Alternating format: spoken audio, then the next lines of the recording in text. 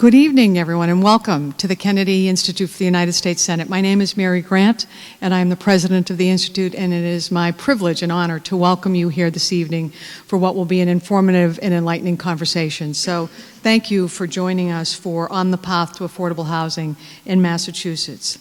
Every day, visitors from across the country step into this Senate chamber and they take on the role of a United States Senator, putting to work what it means to be a citizen, understanding our democracy.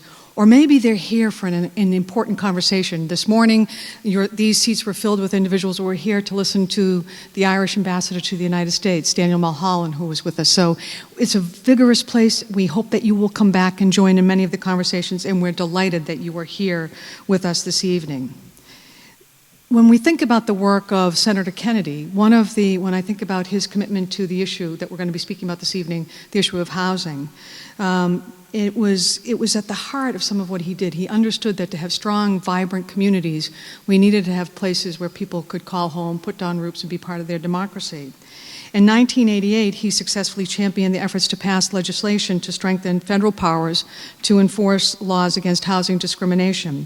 At the time, it was regarded as the most important civil rights legislation in over 2 decades. There are many moving pieces to this conversation on affordable housing. It's complex. It's complex across the country, the Commonwealth, and communities right here in Massachusetts and beyond. Understanding how we get to these issues, understanding how we resolve these issues is part of what we do here to help us think through these policy concerns. Tonight's conversation on the state of affordable housing is one of the many conversations that we have here, and we're happy to facilitate, whether it's a discussion on education funding, transportation, healthcare. We're delighted to be able to create a space where we can come together and bring together experts from the field. And we are indeed fortunate this evening to have a panel rich with experience and knowledge in joining the Institute for this conversation this evening. I'm going to begin to introduce the individuals who are going to be part of the discussion. When I'm done with that, I'm going to invite them all up to take their seats, and we're going to kick off an important conversation. I'm delighted that we are joined tonight by Adam Chapdelaine, who serves as Arlington's town manager. He's been in that role for over 7 years, but before that, he was Arlington's deputy town manager. He brings to the role significant municipal experience, having also served in Fall River as a city administrator. Rachel Heller from the Citizens Housing and Planning Association is with us, also known as CHAPA. Rachel has been with CHAPA since 2012. She joined CHAPA as the Director of Public Policy and was named CEO in 2016. Prior to her current tenure, she worked as the Director of Public Policy at the Alliance of Business Leadership and served as Senior Policy Advocate at Homes for Families. I'm delighted and thrilled that we're joined by Mike Kennealy, who is the Secretary for Housing and Economic Development for the Commonwealth of Massachusetts.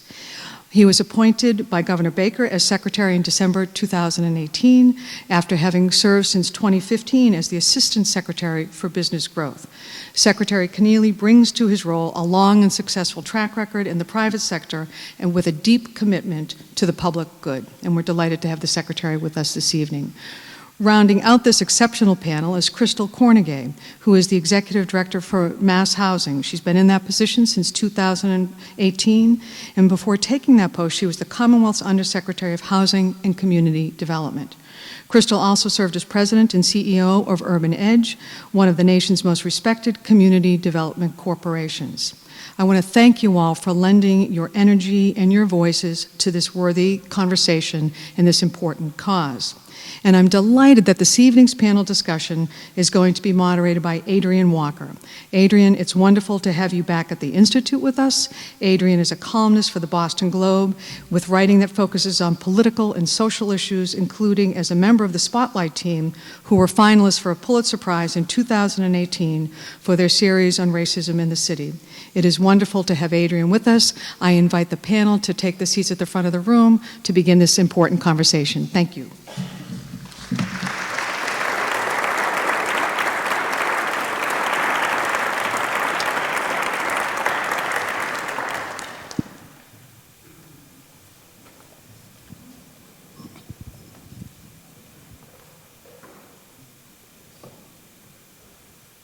Well, Senators, I'd like to welcome all of you here to the chamber.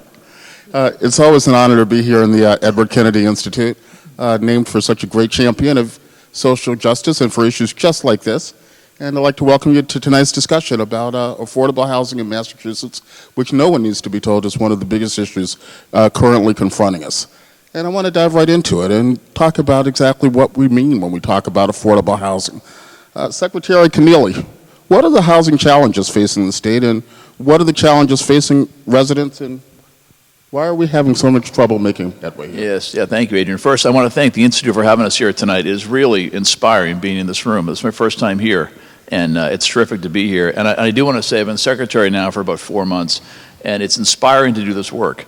As I've spent more time now in the housing ecosystem and meeting the players that for a long time have tried to bring more affordable housing to Massachusetts. You meet so many smart, thoughtful people that have tackled this work for a long time, and it's just a great opportunity. It's somewhat timely to be here today to talk about affordable housing. Today, we announced grants to 7 communities to create affordable units, what we call supportive housing.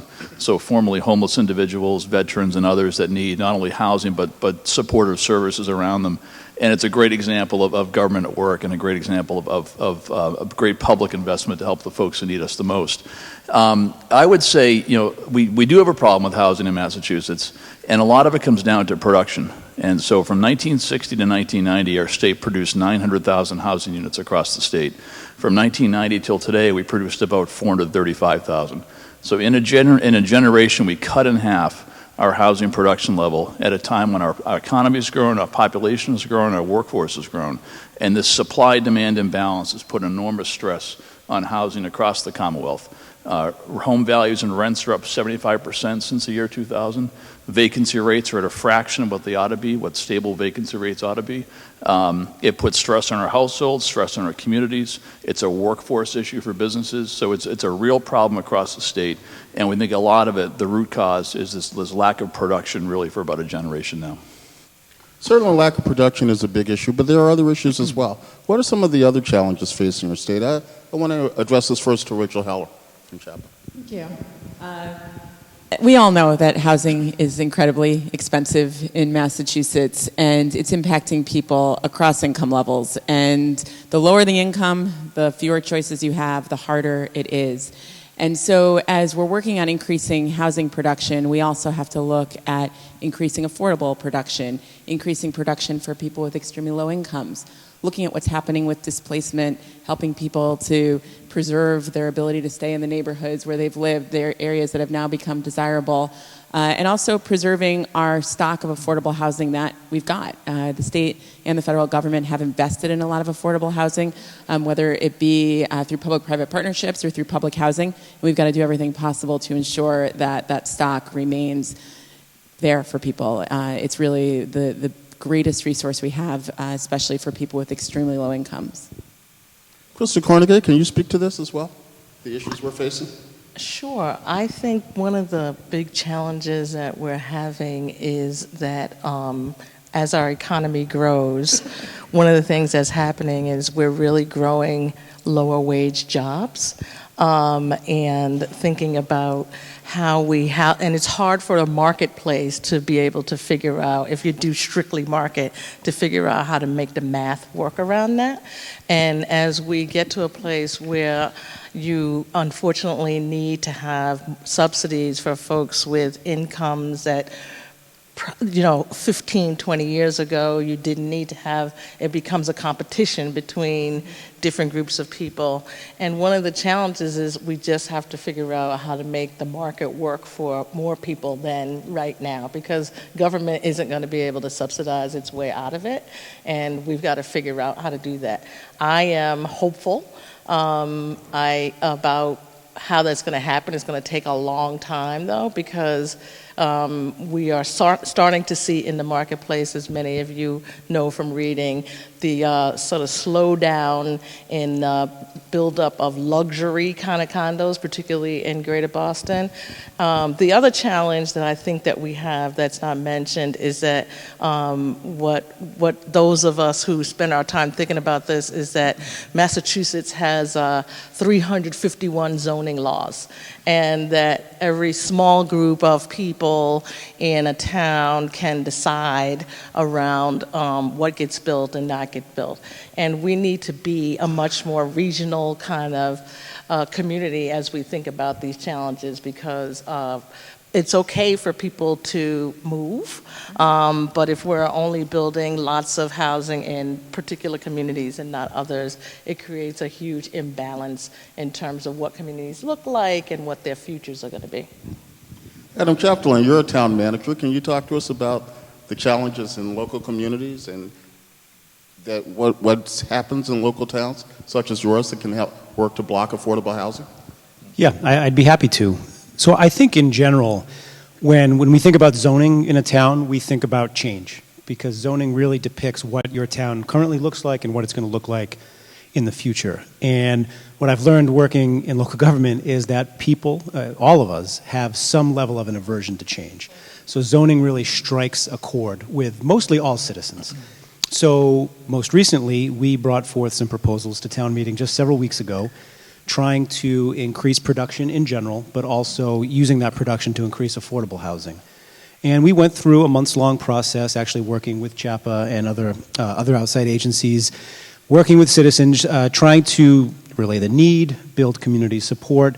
And what happened was, frankly, we didn't build a strong enough case, and concerned citizens raised multiple levels of concern about what the zoning we were proposing to do would do for what the community would look like, what the future of the community would be, and we weren't successful this time.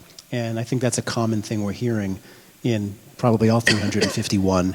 And we've come out of it definitely having learned some, figuring out what we need to do to better sell the why for why we need to produce more housing, and what, in Arlington's particular case, what is our share, what is our responsibility, and how do we craft that proposal so that we can get it done.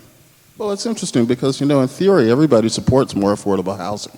But when you get into the particulars of it, when it becomes a matter for their town, often the opposition starts to come up. What are some of the things people say, or what is that opposition really about? So I think there's multiple layers of it, and I think part of it is what you just described. There is a desire, seems to be a universal desire for creating affordable housing, but not a universal understanding of the market economics behind creating affordable housing.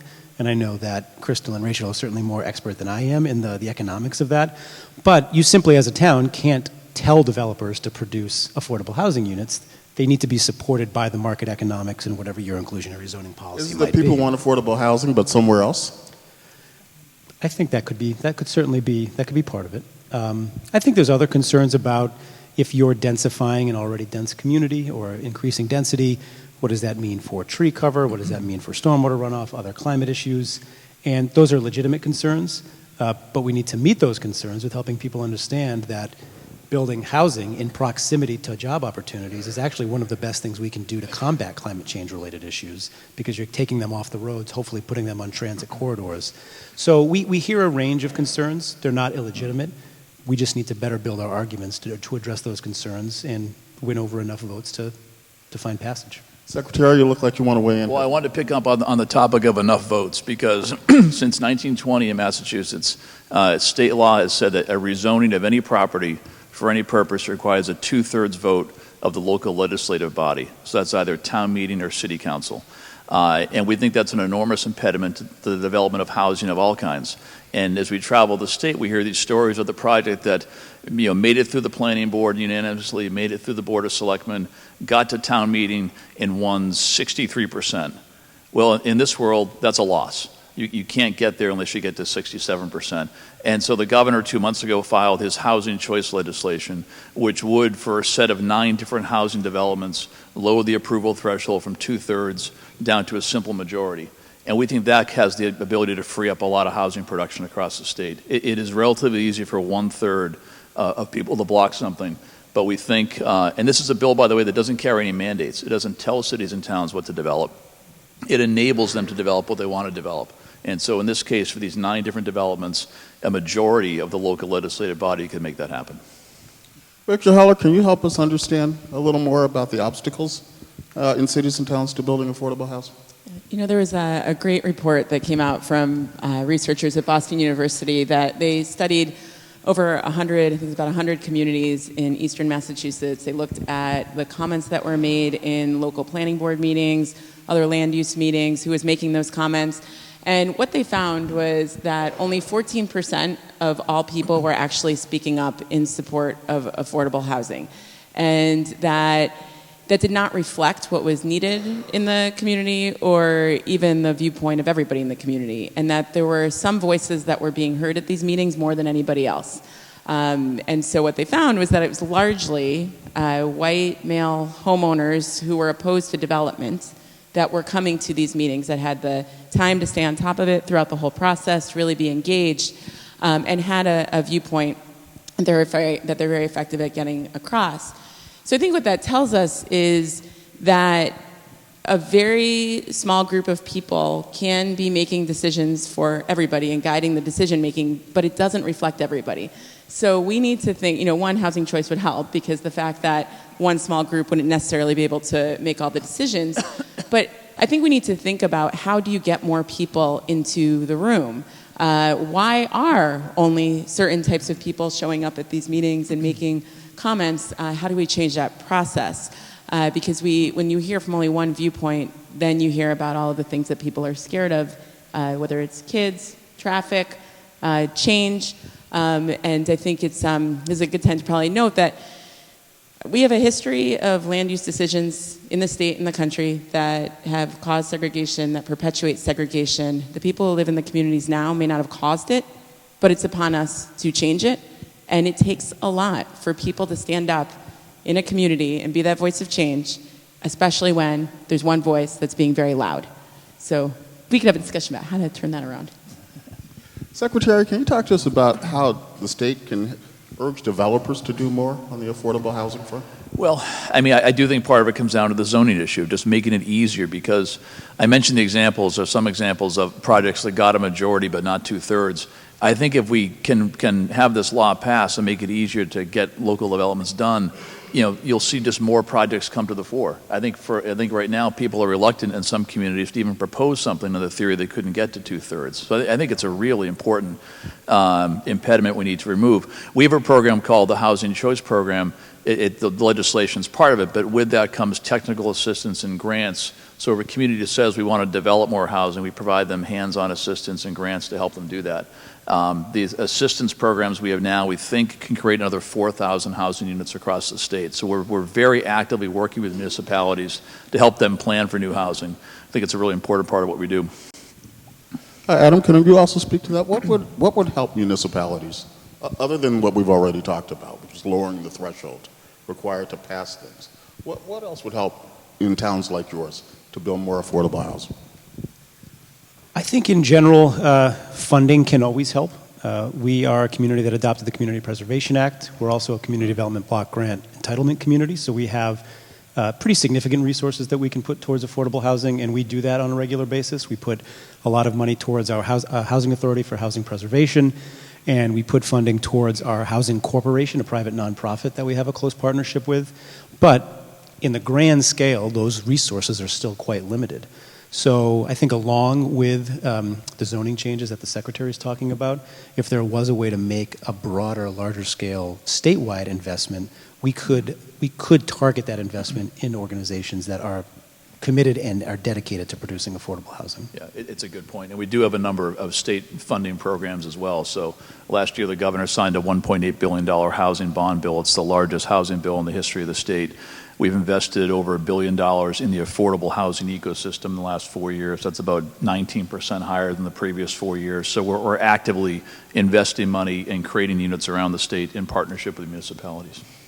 I'll throw this question out to whoever wants it. Is this problem getting better or worse in Massachusetts?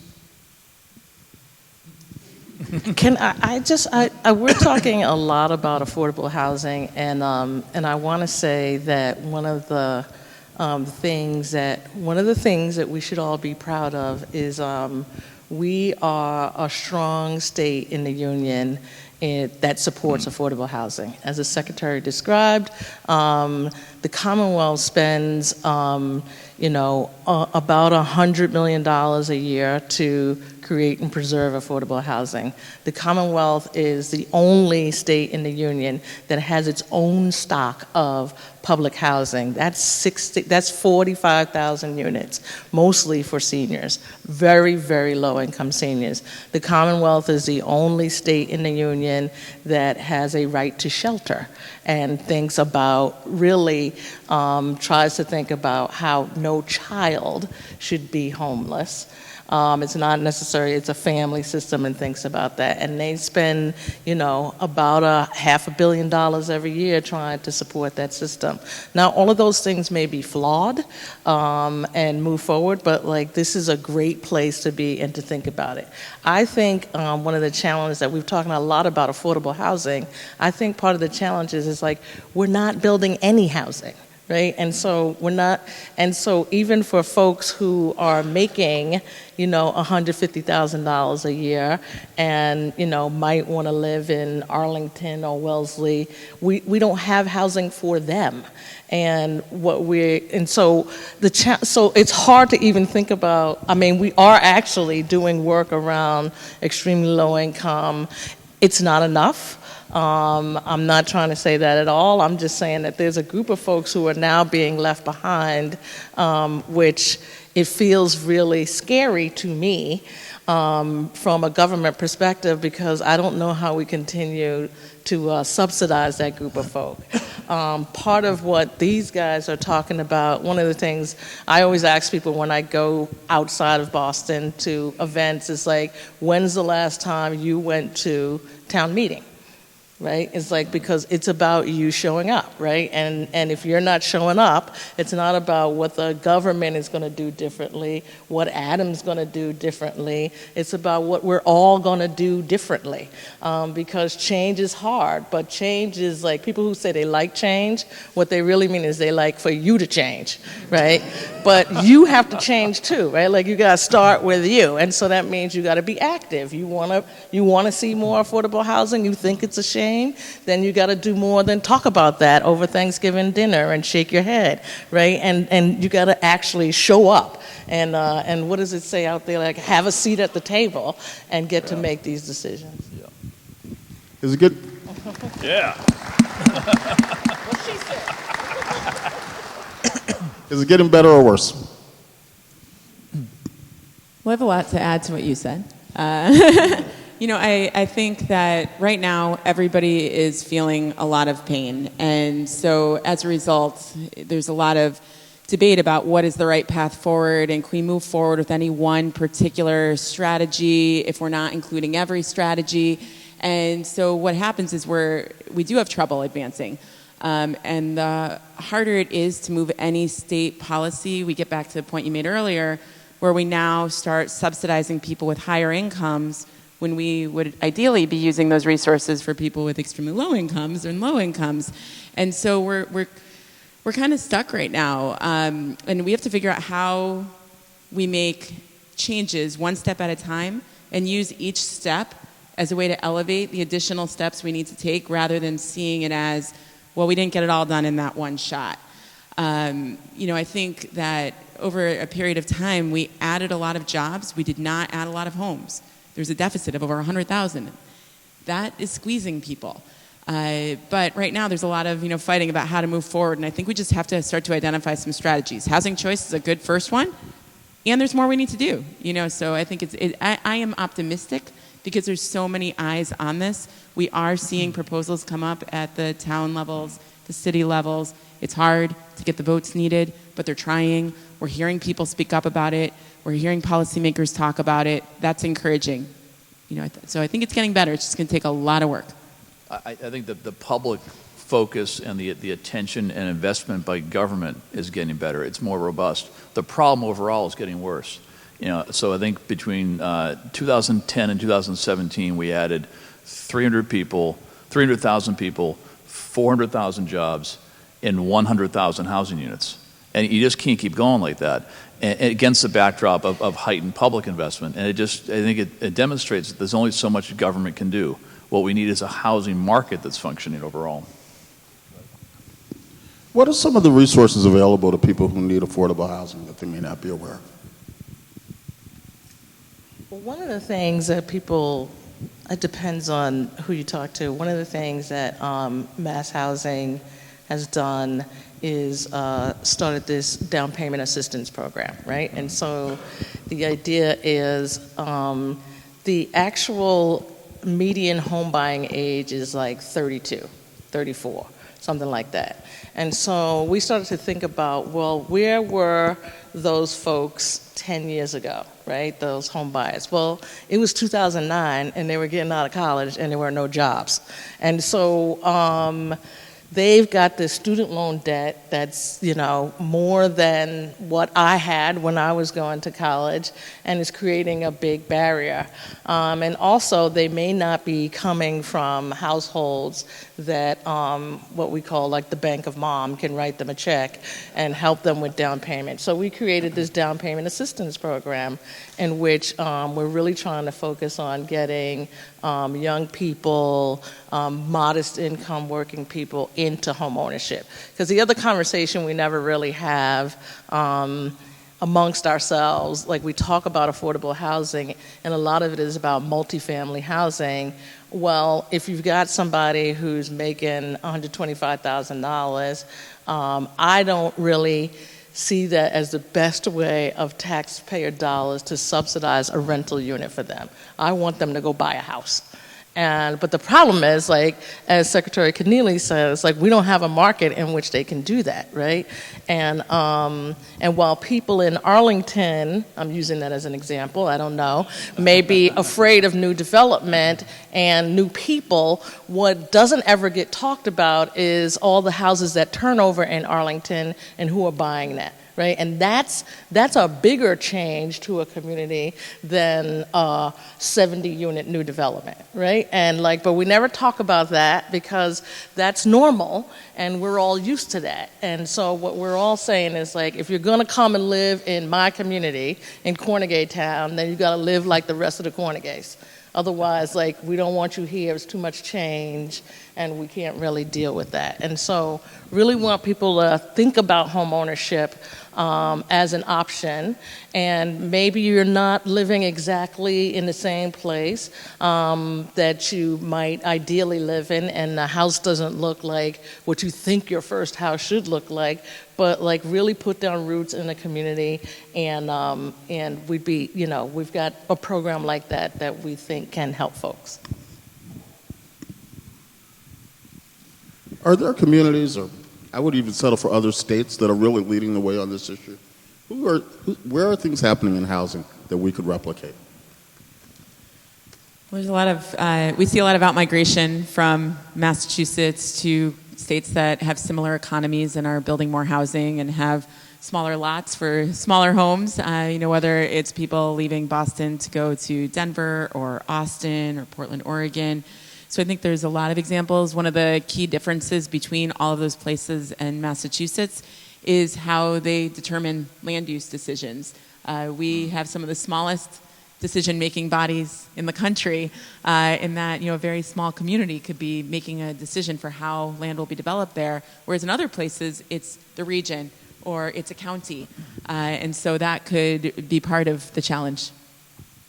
We've, I'm not sure about other states, but in terms of within the state, I'm always hesitant to emphasize some cities and towns versus others, but the governor, Lieutenant Governor, and I have visited a number of towns lately to promote the Housing Choice Bill, and we've been to places like Barnstable, East Hampton, Salem, Beverly, Lawrence, soon to be in Haverhill, and these are all places that have really had a real focus on housing production. A lot of them have created these 40R districts where they have zones to create multifamily housing, mixed-use developments in town centers and near public transit. So a real focus on developing housing. Anyone else? I'd say for my part in the region, Boston, Cambridge, and Somerville are the very clear leaders. They've taken very great strides, very powerful strides to produce housing. And, Arlington has made its attempts. I just learned tonight Belmont strengthens its inclusionary bylaw. Winchester passed, I think, its first inclusionary bylaw last week at town meeting. So other communities are taking steps, but those three cities are really leading the way. Is there any way to move to a more regional approach to this? One of the things that's come up over and over in this discussion is, how segmented we all are and how few people can kill good ideas. Is there another way to do this? I'll leave that to the policy. Secretary, I'll start with you. I was afraid you might do that. A regional approach, I think. Given our We don't do regional well. I understand. no, we don't. I mean, we have given our culture here, which is 351 cities and towns that are all very different in terms of their aspirations and their own sort of makeup and their developments. I think it'd be hard to enforce regionalization. Now, there's examples where. For example, the Metro Area Planning Commission is working with the Metro mayors and trying to plan on a regional basis. So you can plan regionally. I think it's hard to kind of mandate regionally, if that makes sense. So I guess I would say I could see a future where there is more of a regional approach to land use decisions, but it would have to be mirrored with a regional approach to sharing of resources. Proposition 2.5 with our 351 various borders has created a lot of haves and have-nots that don't necessarily match up with the affluence of the actual community. So Arlington and Belmont actually are communities that have Belmont, very affluent community, Arlington becoming more affluent, don't have a lot of municipal resources because they don't have a strong commercial tax base. Cambridge has an incredible commercial tax base and just has resources beyond what any other city or town could imagine. So if there was a way to share resources across borders as we were making unified land use decisions, I could see that working. But if you were making land use decisions that put more pressures on one community while another community with more commercial tax-based resources was not feeling those pressures, you'd have a hard time, I think, politically pushing something like that through. That's well said. Yeah. I think that's well said, and I just want to add, I think that if you're going to do land use regionally, then you've got to think about all the infrastructure that goes along with, 300,000 more people. As you guys know, I recently got appointed to the MBTA board, and we've been having all these conversations like trial by fire. I'm learning all these things, and so one of the things, right? You add 300,000 more people. So when people say, "Oh, it feels like there's more traffic," no, it's not a feeling. Right? And so, but how do you plan for that kind of growth? And I don't think as a state we do a great job, never mind thinking regionally, but thinking in a planful kind of way, right? When I grew up, my father used to tell me people don't plan to fail, they fail to plan. And so it's like, if you're going to grow the region, then what are the investments that have to go along with it? So it's not just land use decisions, it's infrastructure, sharing resources of how you're moving people around and that kind of thing. And there's some really good thinking and planning going on around the state, around these regional economic development organizations. I get to travel the state all the time as part of my role. So I was out in Pittsfield last week. There's a group called One Berkshire helping to plan things regionally in the Berkshires. I spoke to a group called the North Shore Alliance recently. They're planning things on the North Shore. There's the Middlesex 3 organization. There's great organizations trying to do regional planning, but it's fundamentally not how we make decisions and fund decisions. I'd like everybody to throw out one idea that could fundamentally ease the issue of affordable housing in Massachusetts. Just one. Rachel, we'll start with you. We'll start at the other. Yeah. Picking my favorite.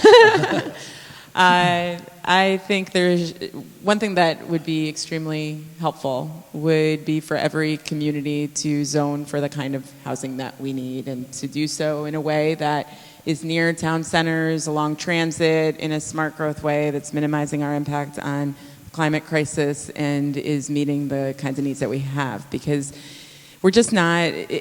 We do have a lot of wonderful programs and a lot of great incentives that are encouraging communities to do it. We've got one really strong law in the state that has resulted in more affordable housing and more housing really than anything, and that's our state's Chapter 40B. We need a mix of requirements and incentives, and I think if every community figured out where that area was in their community to zone for the kind of housing we need, we could help figure out how you handle all of the infrastructure costs and the things that we need to support them in that. Chrystal? I would say that we need to think differently around how we tax people in communities. part of what happens is, right, I live in the city of Boston, but one makes a choice about where they want to live based on schools. And the way schools are funded is based on a tax base. I mean, they get support from the government, but like you get lumpy education, like educational results are differently. And if you change the way people who live in the community, what they pay to live in that community, then they themselves will police themselves and begin to make different decisions. I think I probably would have given a less articulate version of Rachel's answer if I went first. So to try to be new, I would think more investments in transportation would be another key thing that could help with the affordable housing issue, because if we could find a way to both keep a good state of good repair in our existing transportation system and expand our transit system to new and different places, we could have opportunities for people to live in places where they don't live now but want to come work in the greater Boston area. I'm going to disagree with that a little bit and say that if we had more development near existing nodes of transportation, we could do a lot better. We've, in terms of investments in public transportation, the governor has a plan to put $8 billion into the core system as it stands today to improve the core system versus expand it. If you look at housing units near T-stops and commuter rail stations, I saw these numbers yesterday. If you look at a quarter-mile radius around those stations, we have about 6 units of housing per 1 acre. So we have not developed a lot of multifamily housing right near public transportation where it exists today. And part of that comes back to zoning and the ability to rezone land to make that happen. Yeah, that surprises me. I would have thought there was more development along those Not nearly enough. The next thing we'd like to do is open it up for questions from the audience, which I might have mentioned earlier. Only softball questions. Yes. Any questions you want. I believe there are people with microphones, and feel free to ask your questions.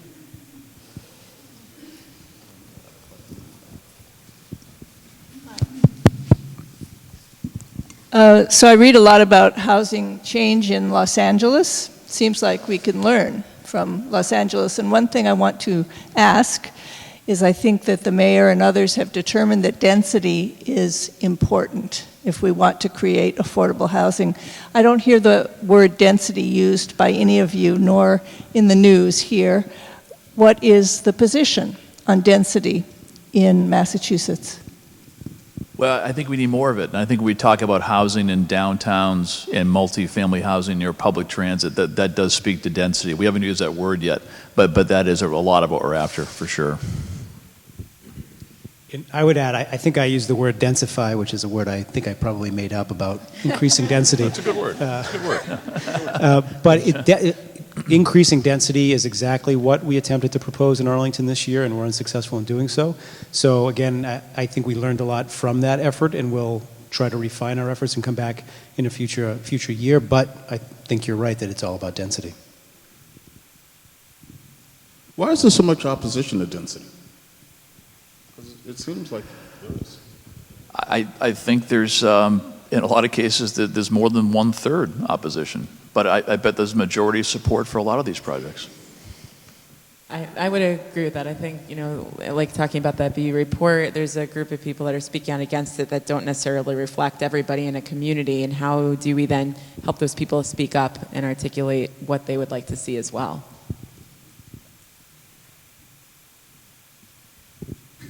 Thanks for being here. My name's Paul Yorkis. I'm a former president of the Massachusetts Association of Realtors. And I think there's two problems with this forum. One, there's nobody from the legislature here. And the issue is truly getting the legislature to adopt and approve the governor's proposal to eliminate the 2/3 requirement. In the community of Lenox last night, yes, they defeated a proposal. It seems to me that the cities, where there is a council form of government, are much more willing to address the needs, and they have been, but the communities, like the one where I live, Medway, is very much against changing that two-thirds to a simple majority.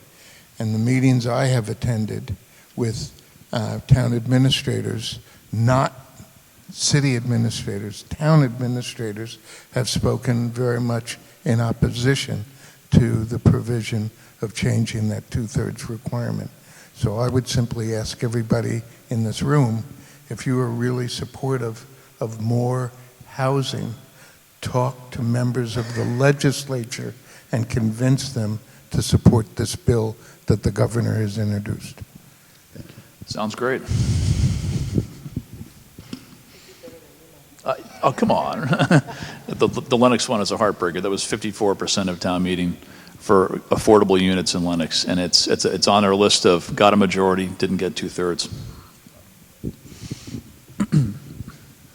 Thank you. I'm a town meeting member from Arlington, and as Adam alluded, we did maybe have a little dust-up recently with what we were calling the density articles. But let me start by saying I strongly reject the implication that Arlington is in any way against affordable housing or that we want it, but we want it somewhere else. That's not it.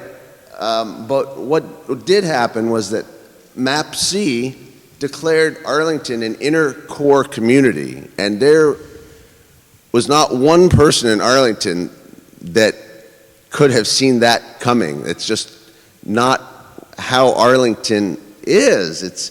Do you have a question? Yes, let me get to that. My question is about the process of how we got to this point.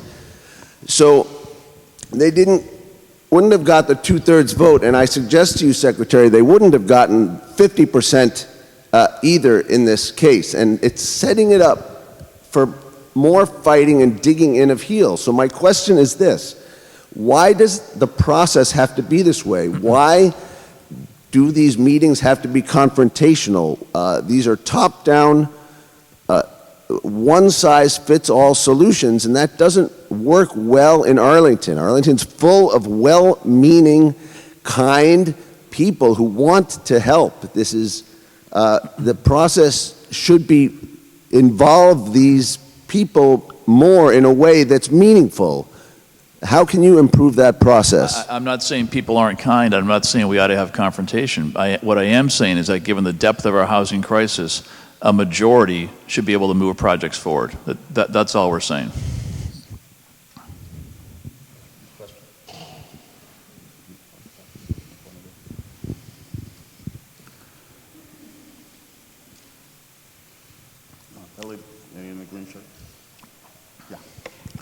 Yes, hi. My name is Casey. Actually, this question is particularly for the Secretary of Housing.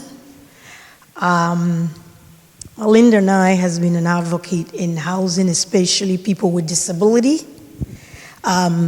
We know in this state, especially in Boston, there is an issue of lack of housing for people with disability, elderly people. In all these new gentrification buildings that they're building up here. They look at people with disability as if they are pestering them or a pest. How do you look at this issue when they're building 200 units that cost $5,000, $6,000 and they only put 2 units for handicap accessible people? Especially when we have the issue of gentrification. There's 2 sides to this question for you. Yeah. One is to be a handicapped person.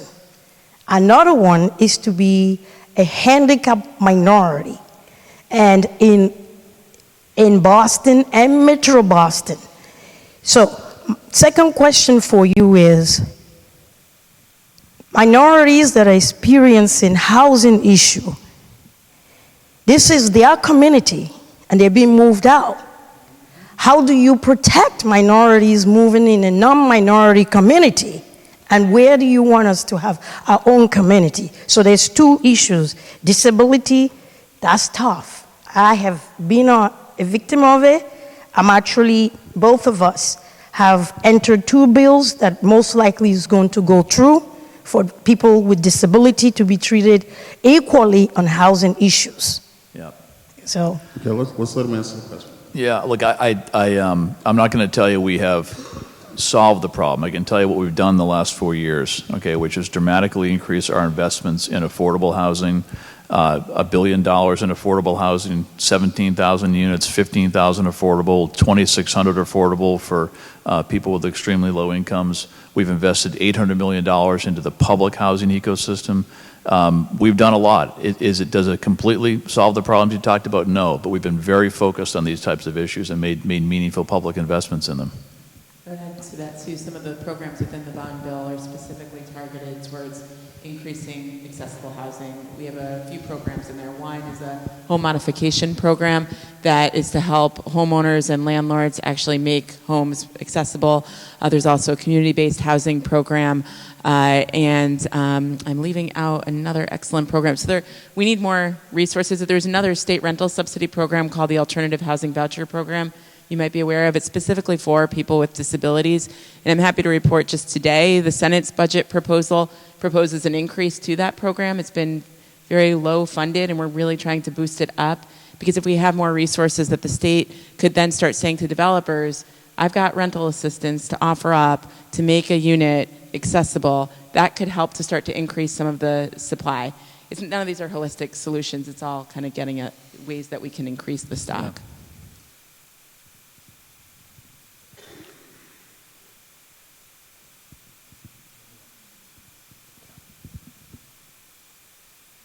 Hi, my name's Carol, and I actually came here to hear Chrystal speak because I am a recipient, I think, of 40B housing. I wanted to know if you could explain it a little more, but also I've been in touch with your office, and my question really is the history of the application process. I'd like to really talk about the people who are involved, not just the units and that are being made available, but the people who are involved in applying for these units. I'd like to know what the history of the process is and how it's been reviewed and changed to address the change in the population who would apply. So, being seniors, self-employed individuals, the level of scrutiny is disarming, demeaning, and enough to cause a large number of people to discontinue the process, and I've seen it happen. In essence, it's the survival of the fittest. For $10, they turn people down. So I'd like to know what system is in place for monitoring the survival rate of those who are applying. And how are you, I know I have a lot of questions, but how are people being chosen who are the monitoring agencies for these applications, and how are they being reviewed over time? Is that a lot or too much? That is a lot. It's okay though. It's okay. It's okay. So Chapter 40B is really a comprehensive zoning tool that the state has, and it is really the only tool by which things get zoned outside of Boston, because most things aren't zoned in the way that many towns might want to see development happen. Under the statute of 40B and the regulations of 40B, I presume that you're talking about a home ownership unit. About a rental unit, okay. And under the statute of 40B, you have to have some percentage of the units be for folks affordable at 80% AMI, which is area median income, which is different across the state. The process by which folks are chosen is really the same process that happens in all affordable units. There's generally a lottery. Depending on who the developer is, they get to select who might run that lottery. And you hear stories all across the Commonwealth around folks who may or may not be denied because they're $20 above whatever the income is. And unfortunately, that's the way the system works. With all affordable housing, particularly if it comes from the federal government, financing from the federal government. And so in order to adhere to a fair housing process, that's mostly what happens. In fact, around monitoring and that kind of thing, we work very closely with CHAPA to help us think about how things are monitoring ongoing through an ongoing process, and I'll ask Rachel to speak a little bit to that. I was actually going to say, for really the last two questions, for the question about disabilities and also for the questions about 40B, these are issues that we're working on all the time. And so perhaps afterwards I can give you my card and we can engage in more details about policies and I could connect you with people who do monitoring to answer some more specific questions, if that's helpful. We have time for a couple more questions.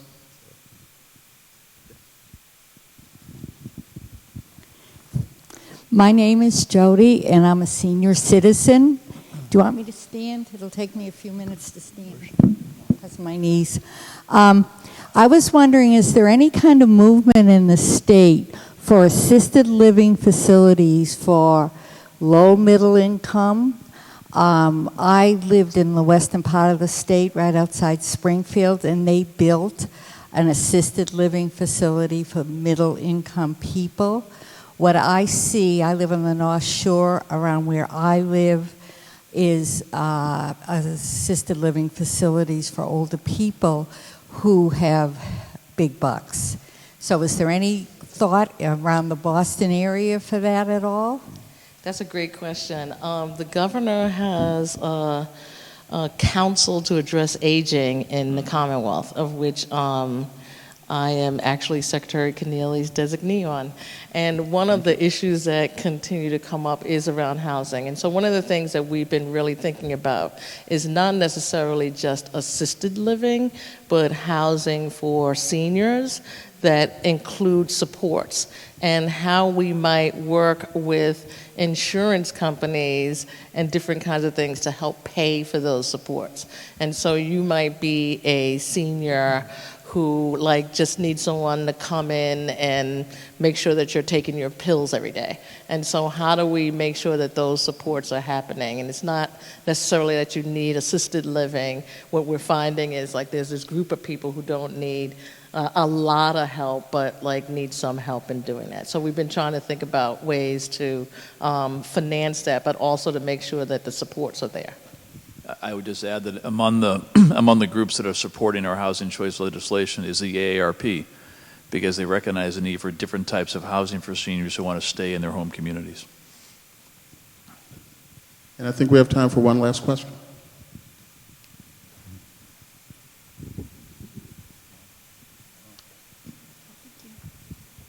Hello, good evening. My name is Daniela. My question is for the Executive Director, Chrystal Kornegay. Can you speak more to the issue of educational equity? You mentioned the role of affordable housing in school funding, and considering that schools today are more segregated than before, Brown versus Board, can you speak to that issue of affordable housing and educational equity? Thank you. Sure.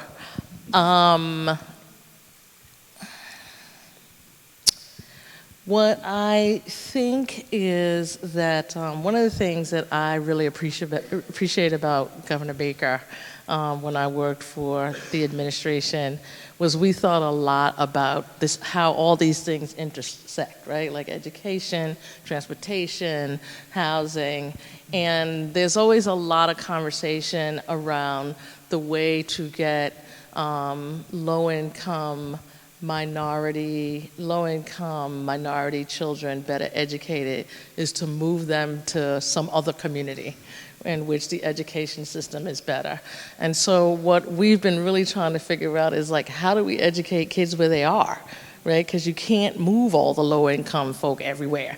And so really trying to figure out what that means. And then what does that mean for affordable housing, and making sure that when kids come to school, they come to school prepared to learn. and are living in safe environments and not having to worry about all the things that distract young people outside of the classroom, and not really making schools and teachers, social workers and things that they shouldn't be. So. Well, thank you, and I'd like to thank the panelists and invite Dr. Grant back to offer some closing remarks.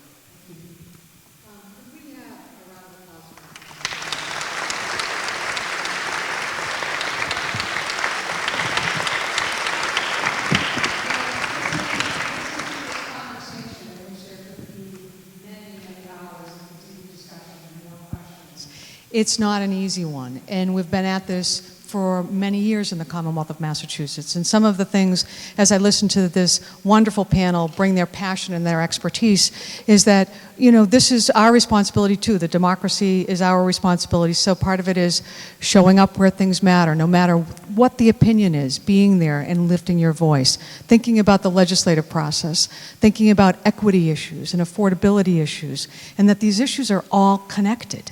The conversation here was about education, inclusion, access. What does it mean? Who are our neighbors? How does this affect the way we live throughout a continuum of our life? And so housing isn't just about the physical. It's about the emotional. It's about community. And I don't know if any of you knew a man named Michael Stone, who was a faculty member at UMass Boston. And Michael's field was housing. He was one of my mentors. And he began this exercise often with his students where he would say, the conversation would be about housing, affordability, community development. And he'd ask his students what were their first memories of housing.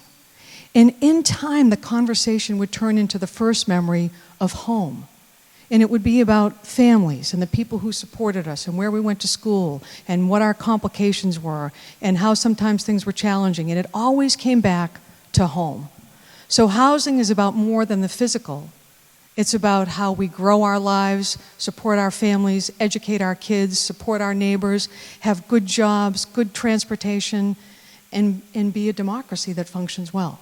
So I want to thank all of you for putting your time, your passion, and your expertise to building communities, to building housing, and to building a democracy, because it takes all of us. Adrian, I want to thank you for raising our voices and our sites and being a truth teller. We can't do it without the press telling our stories as well. And I want to thank all of you for taking the time to come and engage in these conversations and going back to your communities and showing up, because that's what makes a difference as well. It's powerful. I want to thank the team at the Institute who worked hard to put this program together, Kelly and Claire and Summer and Miles and Katie and everybody else. I want to thank them for helping to bring us together to have these important and ongoing conversations. And I hope you will all come back. And I challenge all of us to try to use a new word in our conversations, densify. Use it in a sentence. Use it in a sentence. Thank you all for coming. Thank you to our panel. Thank you very much.